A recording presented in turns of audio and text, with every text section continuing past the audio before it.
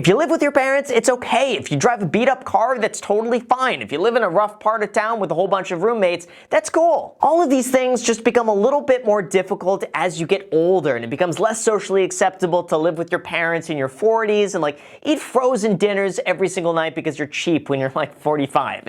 It just, people start looking at you a little bit differently. But in your 20s, hey, that's okay, it's to be expected. So that means don't go and buy a new car in your 20s. Don't go and spend extra money to live in an apartment in the cool part of town. Save as much of that as you can and go invest it. Go and live with roommates if that's gonna save you more money. If you could hunker down and save non-stop in your 20s, you could potentially set yourself up for the rest of your life with the decisions that you end up making right now. And if you find yourself in any sort of consumer debt or credit card debt or anything weighing you down, at least make that a priority right now to pay off. My rule of thumb has always been this: if you're paying more than a 4% interest rate, then most likely it's worth it. Just pay it off as soon as possible.